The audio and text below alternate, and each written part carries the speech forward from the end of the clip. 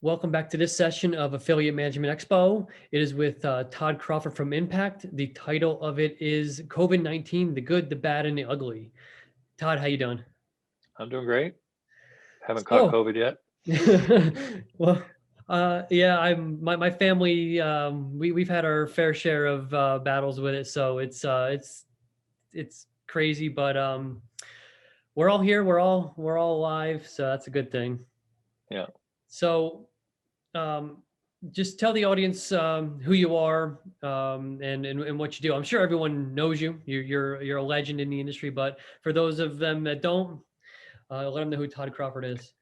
Sure. I'm a co-founder and vice president of strategic initiatives at Impact. We're a SaaS-based partnership platform. So we help brands across the globe power all types of partnerships from affiliates, ambassadors, influencers to more strategic partners through brand to brand and brand to technology type partnerships. Got it. Perfect. That's a good summary. So COVID-19, obviously, it started back right around this time last year. Started to infiltrate the United States, um, and it really impacted businesses uh, negatively, but also in a positive way. I don't want to make this whole session negative. There were positives out of it. So I want to dive into the negatives and the positives and trends that you've seen from this whole unfortunate time in our history.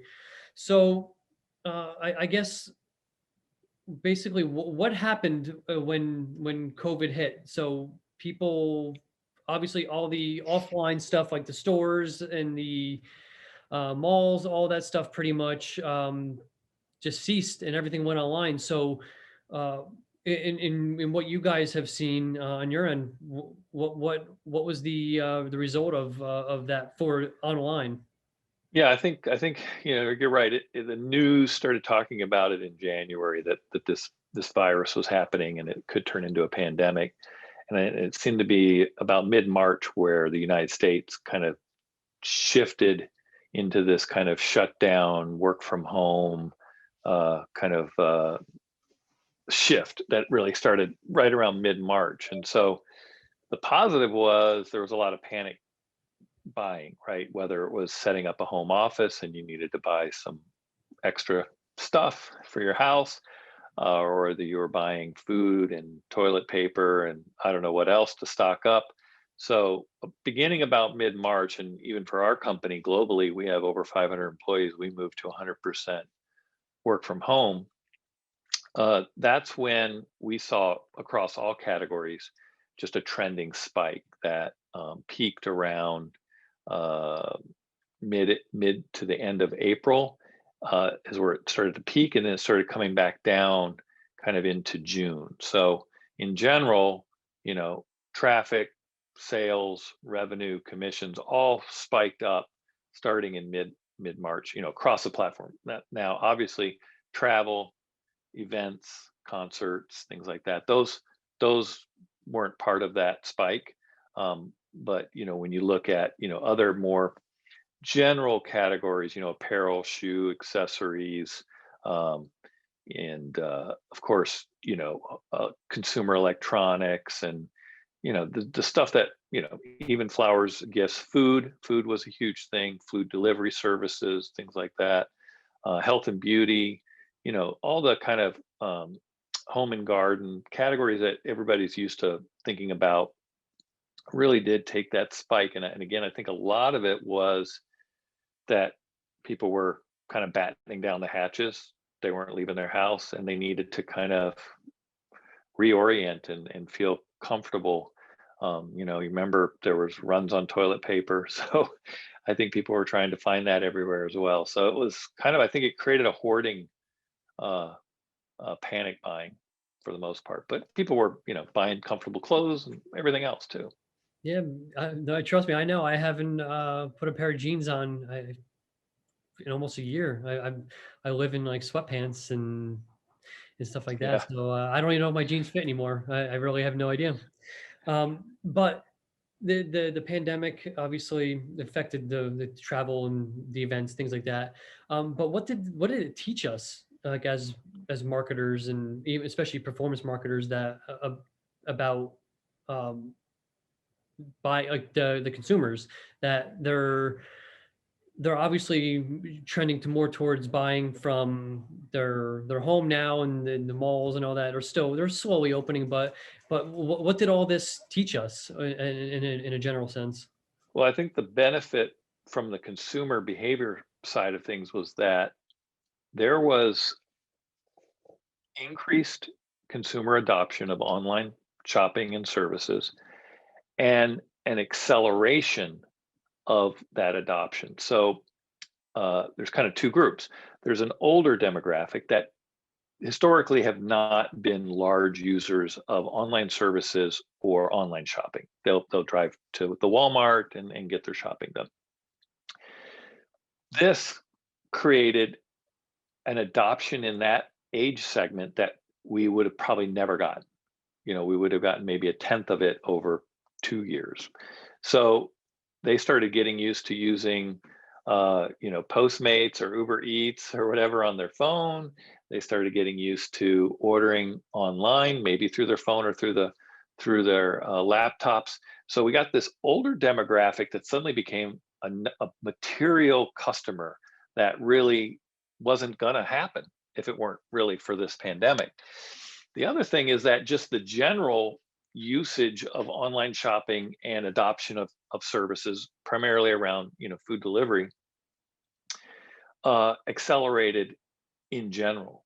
And so I think those two trends that happen together uh, are going to be long lasting. Meaning, now that I'm used to buying online, maybe now I'm used to using online services, I'm comfortable having restaurant food delivered and groceries delivered, maybe I won't go back to that, right? Because even though I might get a vaccine and maybe things will go back to this seemingly normal, people are still like, why do I want to go to the grocery store? Or why do I want to go shopping if I don't have to, right? So I think the long-term benefit will be there as well. But I think that's probably the biggest shift that marketers need to be aware of, is that you got more customers that you probably weren't going to get from the upper age bracket, and then just the acceleration of people leveraging online things, and even offline, retail stores that were made essential. We're doing a lot with buy online, pick up at curbside or pick up in store, so people can still go out to the store or get something local, and still minimize their interaction and exposure to other people. So I think there was a lot of uh, mind, your kind of mind shift there of how you think about shopping for yourself. Yeah, no, I understand those. The older demographic, they love going to stores. My parents, for example, they're not older; they're in their 60s, but they don't really shop online, and they were forced to. So, do you have any data on how badly impacted offline in like stores were impacted by COVID-19? Well, I mean, a lot of stores, if you weren't, an essential business, which is essentially the big box retailers, I mean, and some mom and pop ones, I mean, if you were a grocery store or a pharmacy or a big box retailer that had components of that, y- you know, you weren't allowed to be open. So if you sold housewares, that wasn't an essential business. So a lot of these large brands that have an online presence and an offline presence had to adapt. First of all the sales had to go through the website. Mhm. So they were carrying the business, which is scary. I mean, when you're sometimes, the stores are still selling more than the online is, or they're equal maybe to a large company. So they had to kind of shift what they were doing. So I think some companies were able to realize that they had inventory in stores that they could deliver or allow curbside pickup, even though they couldn't be open to allow people in. So I think some of these affected offline businesses that couldn't be open to the public could kind of leverage as kind of becoming mini distribution centers and pickup centers. Mhm. But most of them had to really double down on their online marketing and online partnerships to bring in the revenue. Um, and I think by and large, it seemed to work for a lot of brands because even though people were looking for essentials, right? Like I need sweatpants, I need toilet paper, I need food, um, they and maybe some office equipment. I think people started kind of getting closed in and were like, I'll buy an espresso machine, or I'll buy a new coffee maker. So, people were starting to kind of DIY projects. And, there was, suddenly you weren't leaving your house much. It was like you started looking around and doing things or getting things that maybe you wouldn't have bought if you weren't so cooped up. And I think some people have almost I know I do a relief of when you buy something that you want, so I think a lot of people were kind of comforting themselves by buying themselves things that they wanted, right? Yeah, no, absolutely. So I still find it interesting about we know that the brands that had both online and offline presence, they had to double down on their online. But where do you see them uh, reallocating those resources back to the offline, or do you see them just saying like, you know what, this worked beautifully, we're gonna just stick to online and we're gonna shut down our storefronts? Yeah, I think, obviously there's been store closings in the Yeah. news. So some companies have made those cost cuttings. And I think, you kind of do that around potential leases coming up. So obviously if I have 1,000 stores in the United States, they all are on the same timing of a lease. And then you look at demographics and historical sales and they make those decisions, right? Like where does it make sense to close some stores to get a little bit cost savings, because there's costs to closing stores down. It doesn't just turn off the cost the day you make that decision. You have employees that you have inventory, you have, a lot of things you have to wind down. But uh, I don't think offline is going away, but I think marketers have gotten smarter about it, right? Like customers do like to be able to, like, I think I saw more stores being able to tell me when I was shopping online, hey, based on your geo or your selected store, it's in stock at this store. So you could actually buy and pick up. Like at Bevmo, I could order a case of beer and drive down there and they'd meet me at the door and hand it to me. Right. So, because they wouldn't let anybody in the store. So, I'm not ordering beer online and having it delivered to my house. That's kind of weird, right? So, there's still those kind of things where, you can look on the app. I mean, that's kind of how, some of these big chains work is you can see that the inventory in the store. And I think they got tighter about that, or they had it and they were able to leverage it more. Yeah, no, absolutely. And I agree with exactly what you said. I want to shift gears a little bit and talk about like affiliate is performance based for the most part, but then you got the paid partnership aspect of it.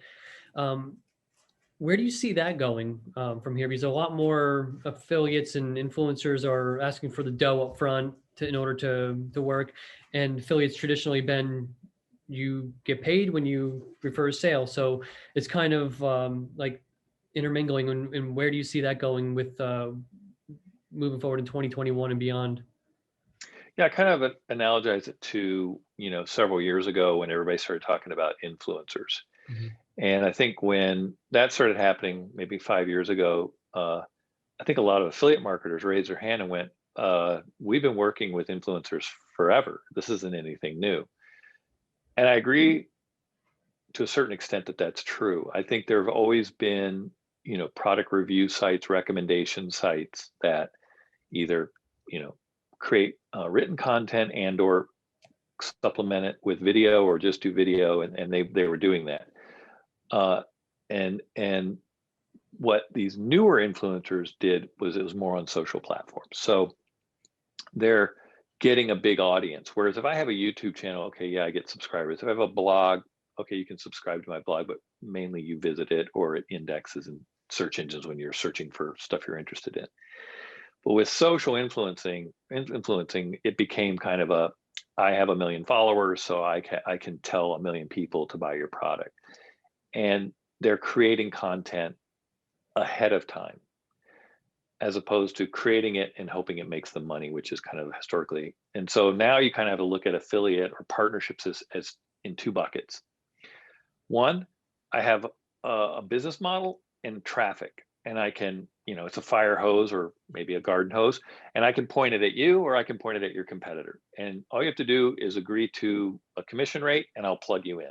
So a good one would be, a loyalty site, right? Like there's known customers that go there looking to get cash back or points. And if your brand shows up there, you'll get access to some of that purchasing. Or a coupon site. People are looking for coupons on my site. If I plug you into my site, you'll get found there, and people will use coupons from me. And I'm not really, in both those cases, I'm not necessarily creating content, right? Right. Putting up your offer is not creating content, even if I type a few things about it. And then there are partners that create content. And I think the difference there is you're asking me to do a bunch of work, create content about your product, and then see if I make money about it, right? Like I wouldn't do that if someone said, hey, will you go, do hard labor, and if it, go remodel this, do this landscaping job, and if it looks really nice, I'll pay you for it, right? Like that's not how it works, right? So I think, people with a large audience that can influence them makes them an influencer. And if they're going to take the time to create content, which is more than just posting what you told them to say in an Instagram post, right? It's, I'm telling you about the product, I bought it, I've used it, here's what I think about it compared to other products. I'm putting a lot of effort into that, and I want to be paid up front for that. Now, if you're the content creator, that's a great business model. You assume very low risk because you pay me, I create content, I've been paid, and you get a promotion. They're giving up the residual, the evergreen. Now with social media, you don't have as much evergreen. Like if I post a YouTube video, that can show up in search and recommendations for years, and the links can earn me money. Social media, you don't get that, I don't think, as big of a halo effect or long tail. So, that's kind of my 50,000 foot view of where there are places to pay up front and maybe not pay a residual or a traditional commission. There's places where you pay only a commission, and then there's hybrid, and there's even CPC going on, right? So I think you just have to be open-minded, and if you're able to track everything back to an effective rate, you should be pretty good with those partnerships. I mean, don't turn them away because they won't take 6% commission rates or 10% commission rates, right? Yeah, and the hybrid approach is becoming more popular. They may come at you with a flat fee, and then you may come back and say, "Hey, look, well, can you do a lower fee and add the commission on the back end?" It's kind of like a negotiation in a way. And some of the larger influencers do work that way. And I think it's all about just being patient and identifying what value they bring, and what value you can bring to them, and making sure that it's beneficial to both parties. I really Yeah, think. well, I think the biggest challenge performance marketers have working with influencers is you do not get the same tracking and measurement capabilities, because an Instagram post doesn't necessarily have a click. Sure, sometimes you can swipe up, sometimes you can go to the link in the bio. A lot of breakage there. If you promote a promo code, people will remember it, type in the site. So you're not going to have a click, but you're going to have a promo code. That's easy to track. So there's a lot more breakage. And, historically, even though influencer marketing isn't that much historical data, a lot of it is really around branding, right? You're looking at social signals, how many likes it got, how many comments, how many shares, how many views, right? So you're looking at that, and it's kind of like, instead of going out and buying display or programmatic, which is just an impression and maybe some clicks and maybe some conversions, but you're really saying it's more of a branding, and that helps drive more awareness and sales. Influencer is like that. But it's better than an impression, because an impression, you can't see how many people liked an impression from your ad or how many people shared your impression, or how many people viewed it over and over, or it's a duration, right? It's a video. So even if it's a story, a Snapchat, or a Instagram story, or a couple screenshots or something, there's more to it than a traditional ad, and people are a little more, uh, they're following the people that are doing those promotions. So it's not like it's showing up as an ad. It's because I already follow them that I'm seeing it. So there is a little more connection, and I think that's probably where you see the biggest disconnect, is that performance marketers want the exact same commercial terms and tracking and data, and you're not going to get it 100%. Now, tying back in COVID to this whole thing, did you notice like a shift from people that would typically just work on a performance model to now requesting payments because of uncertainty in that type of thing, or the reverse? I don't know. Was the data showing something that like that? Well, one thing I did see around influencers are, one of the benefits of working with influencers is that you should get access to the content they create. So if I am a fashion blogger and I post pictures of myself, even if it's now in my backyard or down the street at the beach for the day, wearing your apparel, uh, you can use that now in your own Facebook and your own ads, right? And even on your own website. So during COVID, a lot of brands could not book studio time to shoot product and update their website. So they were relying on user generated content a lot of times. So that, there's a symbiotic thing here with influencers, especially, is that you're getting really good content and you're able to leverage that in your own uh, programmatic and content marketing, and even possibly on your own website, especially, given a lot of the lockdowns and restrictions. So I think some brands look to leverage their influencers even more to cover some of those things. And so, you take all the costs to go and book a photographer in a studio and models and do a shoot, and then have that post production, and then have the ad agency put that into ads, and and social media content and stuff. There's some cost savings there, right? So you kind of got to look at this holistically when you're looking at, what am I paying influencers and what am I getting out of it from a measurement standpoint, and then this user generated content. So that's one thing I heard, and I don't know that this wasn't every brand doing it. I would think a lot of brands did it. So that was certainly an interesting trend where, I didn't even think about that. Like, you're not, you think of the old days where they print catalogs. Yeah. You'd have all these shoots and you'd put the catalogs together and print them. Well, now your website is that, and you can't get new content without, and influencers could deliver that.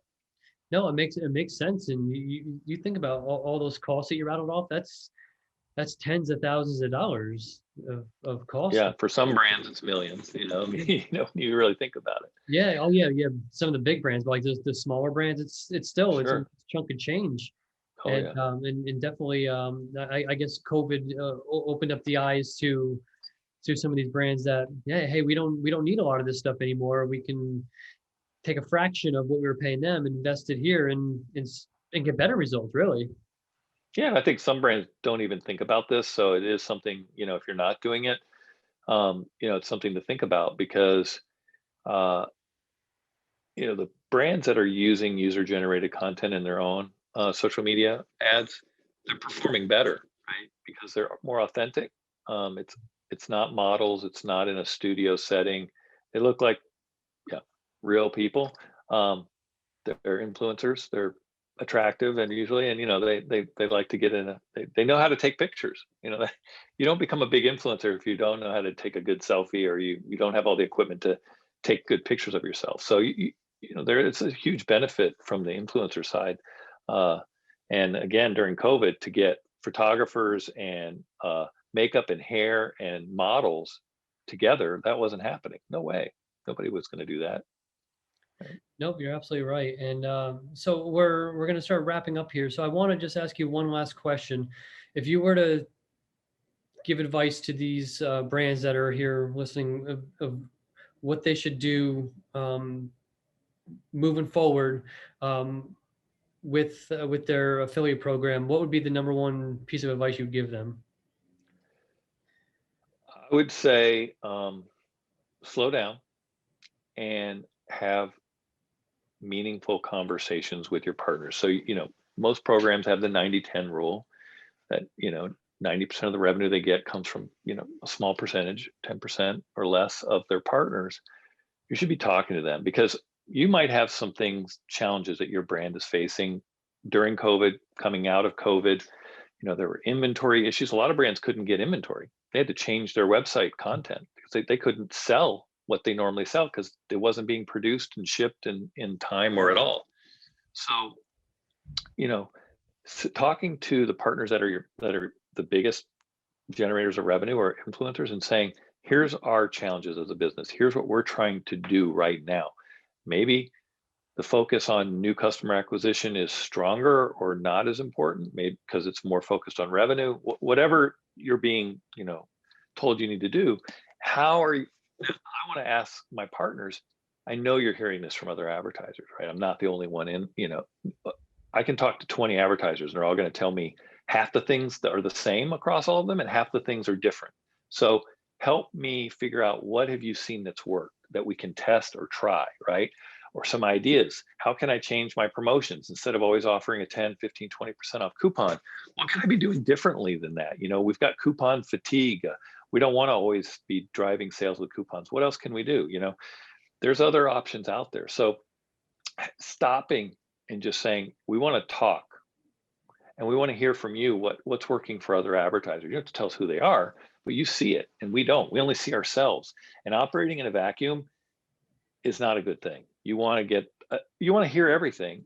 And even if you keep doing what you're doing, at least something else, right? So that to me would be kind of something. And I just did a webinar and Retail Me Not was on that. And that was a lot of the stuff that they talked about was happening during COVID. All these advertisers were coming to them saying, here's our challenges, here's our goals, here's what we're trying to do to stay alive, right? Or to keep our head above water. What do you have for suggestion? What do you think? What have you seen that'll work, right? And it's that back and forth. That's where you create a better partnership and better results. So that's my one piece of advice. That's an amazing piece of advice. Really, it is. It's probably the best piece of advice that I've heard so far in all these interviews that I've done, and I appreciate that greatly. So, where can people learn about Todd and Impact? Yeah, we can go to impact.com. We've got tons of great content. We put out a lot in our blog. So if you want to peruse our blog, there's tons of COVID updates.